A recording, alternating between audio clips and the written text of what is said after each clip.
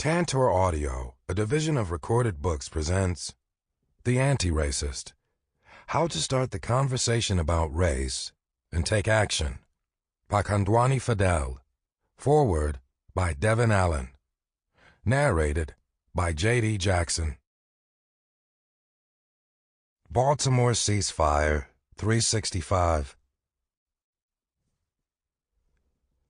There is no one-size-fits-all solution to stop the violence, but there is a radical and groundbreaking movement happening in Baltimore to slow it down and revitalize how people cope with the trauma.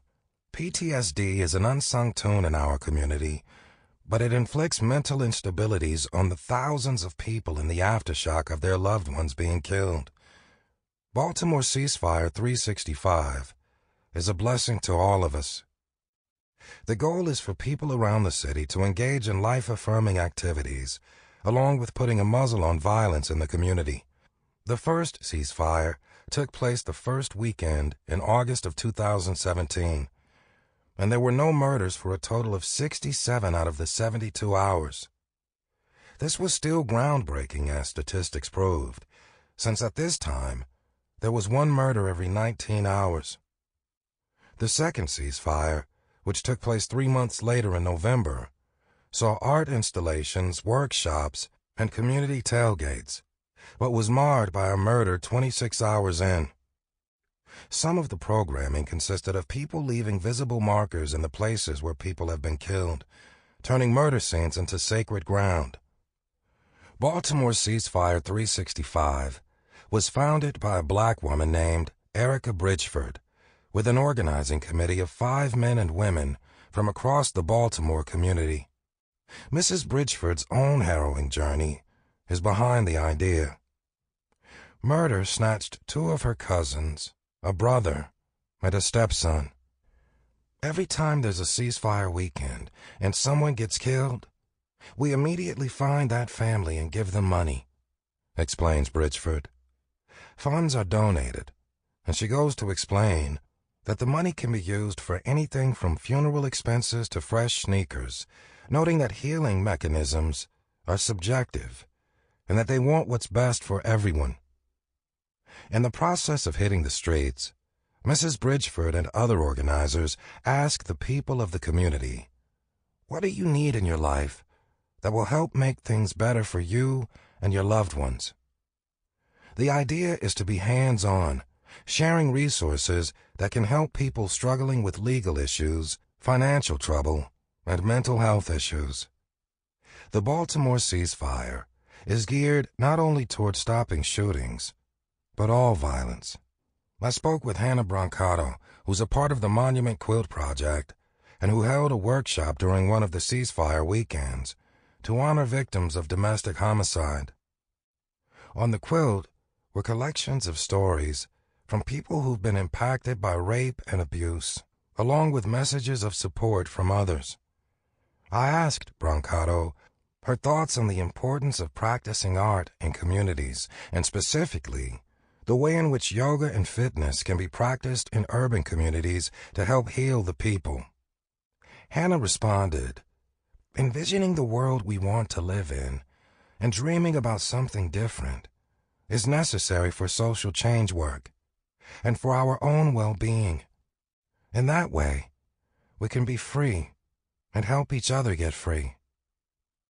As I scanned the room, I saw Bridgeford's mother, who was sitting with her 18-year-old granddaughter. I asked them about generational trauma, since all 3 of them are engaged in working on a solution. Bridgeford's mother saw domestic violence as a child, but believes the cycle stopped because she was able to limit what her children would and would not see. It was these principles that her daughter would carry forward when raising her own children. Much like Mrs. Bridgeford and her family, I believe that if we can pass down trauma from generation to generation, we can do the same with healing and nurturing, forming new foundations of love. Baltimore Ceasefire 365 is showing us the way. Wake up to 100 murders, go to sleep to Glock 9s, fireworks and lullabies, it ain't even 4th of July. But what's independence when you deprived of your innocence, fighting a life sentence before you can form sentences? Eddie Vance. God bless America, but bless my niggas too. Zadia. The first change that takes place is in your mind. You have to change your mind before you change the way you live and the way you move. The thing that's going to change people is something that nobody will ever be able to capture on film. It's just something that you see and you'll think, oh, I'm on the wrong page.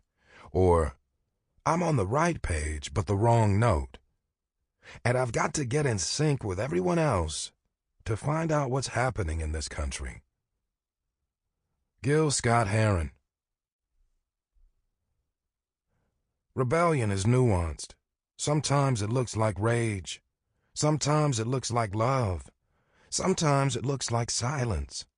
Sometimes it's just existing. It's rebellion nonetheless. Erica Buddington. Forward. I was born into a world heavily vested in the idea that people with black skin have no voice. However, I was lucky enough to find my voice, even though I had no place to nurture or express it. And that is the reality for many black artists in America.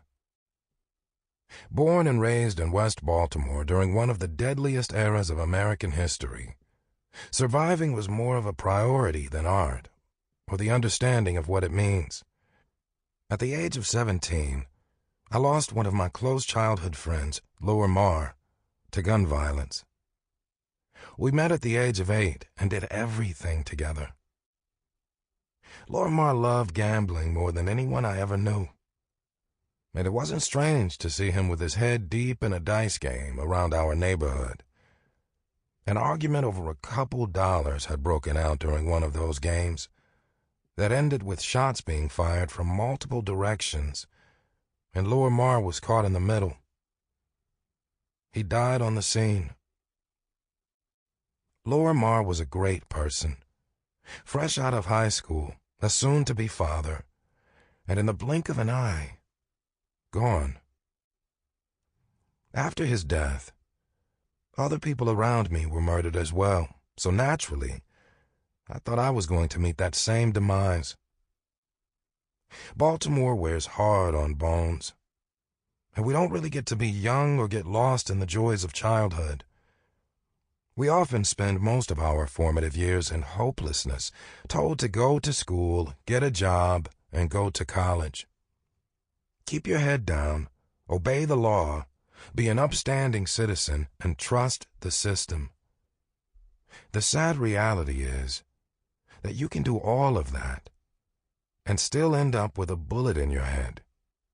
But if you do survive, following the lessons most of us are taught hinders our creativity and growth, forcing us to subscribe to the same vicious cycle of nothingness that guarantees the same normalcy that existed before us. In the world that I was born in, being a black artist was the exact opposite of that normalcy, and always an unobtainable dream, mainly because our flames of creativity are smothered before they can even spread into our true potential. I've always been an artist, but I never tapped into my talents until later in life, on a journey where I found my purpose. I remember sharing my dreams with my peers and telling people on the blocks that I was going to be a photographer, and them just making fun of my interest in becoming an artist. And it wasn't their fault, since we really never knew any professional artist. They told me I had to go to one of those fancy white institutions to learn art and photography. You can't pick it up and just do it, they said, especially as a black man from the streets, because black men from the streets aren't good enough. I ignored them. And with the help of YouTube and books by Gordon Parks, I proved all of them wrong. Schools in Baltimore never taught me anything about black artists. I read Langston Hughes maybe a few times, but my mom taught me about legends like Nina Simone, Gil Scott-Heron, Billie Holiday, and more. When I decided to be an artist, I had to look into the past to understand my future, what I would have to overcome, and how I could create my style and make my footprint in this world. In my process, I began studying Gordon Parks, Anthony Barbosa, and Jamal Shabazz. Their work inspired me, and I started making a name for myself as an artist. On April 12, 2015, Freddie Carlos Gray was arrested by Baltimore City Police for nothing, handcuffed and thrown in the back of the paddy wagon head first, without being strapped in. Freddie never made it to jail. Instead, he ended up in shock trauma with severe injuries to his spinal cord, which would ultimately take his life on April 19th. Being from West Baltimore, I have had my share of altercations with BCP. So watching this story unfold hit home because that could have been me. I know my city like the back of my hand. And after watching Ferguson unfold and how media poorly controlled the narrative around Mike Brown, I wanted to control our story. I went to every protest and town hall, documenting everything, the good, the bad, and everything in between, putting it all out on social media so people could see what is really taking place in the streets of Baltimore.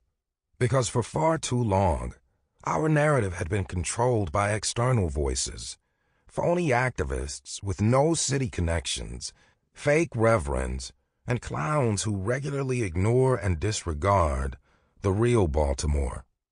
The authenticity of my work allowed it to become its own driving force, spreading from my camera to the social media accounts of Rihanna, SZA, and Beyoncé, all the way to the New York Times. And then Time magazine called, wanting me on the cover of their magazine as the third amateur photographer to do that in the history of the publication.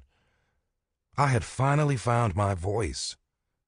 Although I was excited that my art gained national recognition, I also felt conflicted because this opportunity grew from the death of Freddie Gray. But similar to Gordon Parks, my camera became my choice of weapon against what I hated most about the universe: racism, intolerance, and poverty. I wanted to use my newfound platform to inspire and elevate other black artists, and one of them was a talented kid from East Baltimore named Kondwani Fidel. I remember coming across this video called The Baltimore Bullet Train that was raw, gritty, and spoke to my Baltimore, the streets I know. I'd never heard of Kondwani before, but his work changed me, and I had to find him. I was determined to work with him. The Baltimore art world is small, so it didn't take long for me to connect with this one artist who introduced us. I told him his poetry ran through my bones because I lived the words that he was speaking. Everything this guy did with words, I had been doing with my camera. So I invited him to perform at Wakenings in a New Light at the Reginald F. Lewis Museum, my first exhibition centered on the Baltimore Uprising. On the opening day in July 2015, Kondwani performed, and I got to see him live for the first time. I realized that I'd never felt that type of energy from a poet ever in my life. From that moment on, I knew he was something special. He's able to bring out the sorrow, the rawness, and Baltimore's grittiness in the most beautiful, elegant way. One that you'll only capture if you've grown up in the city. James Baldwin once said that to be a Negro in this country is to be in a constant state of rage. We use art as our vehicle to release that rage, and I think Kondwani portrays that very well. In his poetry, his essays, and his speeches, you can feel the kind of rage and pain needed to educate the masses and spark real change. Kondwani is a gem, literally a rose growing from the concrete right before our eyes, as he owns his greatness while maintaining a humble spirit. Time and time again, he's overcome every hurdle that life has thrown at him. And growing up in Baltimore, we're not just ducking bullets, fighting addictions and police. We are also fighting racism. The ugliest kind of racism that specializes in killing black people. As black artists, we have an obligation to our community. And as artists, we become the voice, eyes, and ears for our people. We look to shed light where it hasn't gone before, or been neglected for far too long. We must continuously grow, learn, and become better versions of ourselves, so we can better serve our people. Being a true artist for the people comes with being able to make sacrifices, and at times putting yourself last, and Kondwani understands that, and it is ingrained in his work. So after the Time cover, I was back in the streets helping kids. And after my second Time cover, I'm still in the streets helping kids. And over the 5 years in between those covers, Kondwani has been right there by my side, inspiring those same young people, fighting the real fight. So when you read Kondwani's work, know that it is raw, authentic, pure, honest, and gives a voice that so many of us black artists are denied or are in search of. And instead of using that voice to uplift himself, he's using it to explain how racism works, teach others how to be anti-racist, and spread love to us all. Devin Allen. Introduction. He was just a kid. Blue and red lights bouncing off of buildings and the faces of spectators. Yellow tape that the police try to keep you behind. Broken glass lying on the curb from the bottle of Bud Ice that fell out of the kid's hand. There's a little boy out there who's maybe 2 years old, laughing and stomping on the beer as if it were a rain puddle. The corner store clerk just finished closing up his shop. He's out there reminiscing on the kid's transition. A toddler who went from toting stuffed Barney animals, purchasing honey buns and sunflower seeds for breakfast, which later got swapped out for alcohol and blunts. There's a little girl who's around 12 years old, dressed in SpongeBob printed pajama pants, slippers, and a bonnet. Her tears are crashing the concrete. She's screaming, "That's crazy! Niggas be so quick to pick up a gun. Niggas are scared. Don't even want to fight no more." She doesn't realize that this kind of murder has nothing to do with niggas being scared. It's just that niggas are not fools. Niggas got tired of bringing scarred knuckles to gun wars. There's someone's grandmother peeking out of window blinds, shaking her head in disgust. She's been on this earth, in this neighborhood, all 70 years of her life. This isn't her first rodeo. Sending prayers to the Lord is the only formula she believes in to stop the chaos in the city. There's a boy pacing back and forth, smoking a Newport down till it burns the filter. He's about 14. He has revenge on his tongue because the kid is someone who he looked up to, who he admired. There's people standing around waving cell phones, recording the murder scene. That kid's body will overflow on the internet before the night is over. His body will pop up on his mother's Facebook, and all of her friends will see it. It will end up on Instagram and Twitter feeds, and people will watch, share, then repeat. The video of that kid's body will end up in homes that will never know the feeling of seeing that live. He was just a kid. Blood marinates his scalp and his bulging eyeballs and covers all of his gold teeth. His jaw is sliced in half from the bullet. His shoes are divorced from his feet from the impact of the bullet.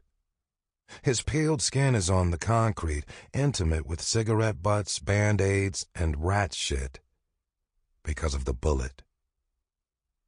The kid is gone. He's not coming back. His parents will not raise the rest of their kids the same because that's what trauma does, sucks energy out of your performance. The children, his friends and loved ones, will not be the same. The people who witnessed the murder will not be the same. The kid is gone. A spiritual, emotional, mental, and future financial backbone is gone. Anyone who has proximity to this kid will not be the same. And even if you don't say it aloud, you wonder, will I be next? I was a child when I first realized that nothing or no one lasts forever. People leaving was routine.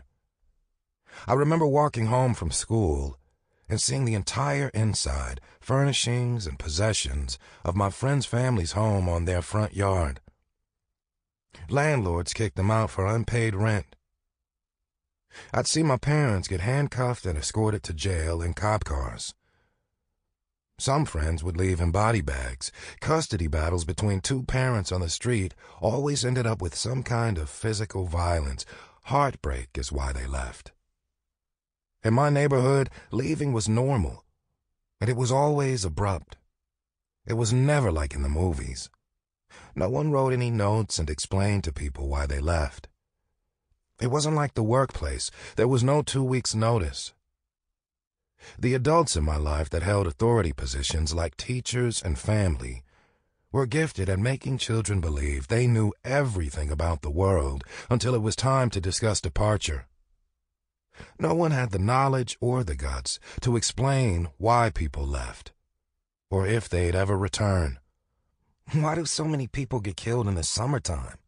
I asked my grandmother as a child. She answered me as clear as she could. It was because the summertime heat goes to people's heads, which makes them act out of character. Or because the children aren't in school, so now they have more time to get in trouble. Or because people just like to show off. She concluded her monologues with, "That's just what happens in the summertime. A lot of niggas die." Summers in Baltimore are an old pair of tennis shoes. My parents walked them, I walked them, and the tennis shoes are currently on the feet of the youth. Under normal circumstances, if you ride through pretty much any neighborhood in East Baltimore, you'll see packs of kids outside cracking open fire hydrants, eating chicken boxes, standing on corners, scraping frozen sugar out of styrofoam cups with spoons, and watching the 12 o'clock boys perform death-threatening stunts up and down the block. The old heads were always out there, too, playing spades on fold-up tables, cans of Bud Ice, yelling about who's the greatest NBA Hall of Famer. It's always a party. It's common for parties to get broken up. I mean, was the party really that poppin' if it wasn't on the verge of getting broken up and shut down? Maybe it was because of a fist fight or a neighbor making complaints, which prompted the cops to come and close the party down. Whether it was during grade school, high school, or as an undergrad, everyone has attended a function that was broken up. When a party gets broken up by bullets, it's different. Shots ring off, and everyone's ducking, screaming, running, or all three. The second the smoke clears, you look around and realize no one was shooting at you or the people you were chilling with. The gun roar was echoing from around the corner. So everyone who has legs runs toward the sound of the fire because the gun told us to. The gun is the puppeteer. While running, I'm pretty sure the same thought is on the forefront of everyone's mind. The body will belong to one of us. No matter how fast you run to the scene, the majority of the time the police will beat you there because there are one too many in our neighborhood, and they stay on the prowl. The summer is over, and the K-12 school year starts, and there will be black boys and girls sitting in steaming hot classrooms with no AC, reading from ancient textbooks, and on the receiving end of being miseducated. And their creativity, critical and analytic thinking will be threatened because of this miseducation and of not being represented in the literature being taught. It eventually goes from hot to cold, and soon it's the Christmas season. But the lack of heat causes devastation. Bills go unpaid, and families use their ovens to heat up their homes, and use candles for light, which end up burning down homes and taking away lives. In these houses, kids eat paint chips and are severely affected by lead paint poisoning. And through it all, we have to walk the streets and keep our head on the swivel because Baltimore police have a long track record of robbing, planting drugs and guns, and murdering innocent people. All of this pain comes with my black experience in Baltimore. Toni Morrison said, "History is percentiles, the thoughts of great men, and the description of eras. Eras of racism constantly change. Our ancestors' era was rife with lynchings, cotton, and black human beings sold for crates of gunpowder and rum. That's how it was taught to me. We live in an era now where we can open an app on our phone, read a Bible scripture, swipe to another app, and see a video of the white killer cop Derek Chauvin kneeling on George Floyd's neck while he was handcuffed and lying on his stomach for 8 minutes, crying for his dead mother, until he himself was dead. Murdered. In 1901, Theodore Roosevelt wrote to his friend Owen Wister, an American writer and historian, "I entirely agree with you that as a race and in the mass, blacks are altogether inferior to whites. I suppose I should be ashamed to say that I take the Western view of the Indian. I don't go so far as to think that the only good Indians are the dead Indians, but I believe 9 out of every 10 are, and I shouldn't like to inquire too closely into the case of the 10th. The most vicious cowboy has more moral principle than the average Indian." Roosevelt's quote encompasses why the police in Shelby, North Carolina, could buy the 21-year-old white supremacist Dylan Roof Burger King because he hadn't eaten in a couple of days. This was hours after his arrests for killing 9 black churchgoers, and after they can label him very quiet, very calm, and note that he was not problematic. Dylan Roof was an agent of the state, carrying out his ancestors' plans, which is to eliminate black life. In 1751, Benjamin Franklin wrote the essay, Observations Concerning the Increase of Mankind, Peopling of Countries, etc., where he stated, "Why increase the sons of Africa by planting them in America, where we have so fair an opportunity, by excluding all blacks and tawnies of increasing the lovely white and red?" Franklin made it clear that he did not want black people in this country. But since we were here, how would we preserve and increase the white population? You create laws and policies that discriminate against the descendants of Africa, black people, to do so. You use propaganda to install racist ideas to the masses that will force black people into prison cells and keep white people out. You have racist policies that will ensure inferior opportunities and circumstances so you can blame them and not the system that oppresses them. Then you condition them to believe the up-by-the-bootstraps ideology, so they will blame themselves for not having and not being afforded the same opportunities that white people have in this country. I didn't know what systemic oppression was and that the pain I suffered from was a product of my era of racism until I was an adult. I didn't believe that mass incarceration was a real thing, although I knew people, including... Sample complete. Ready to continue?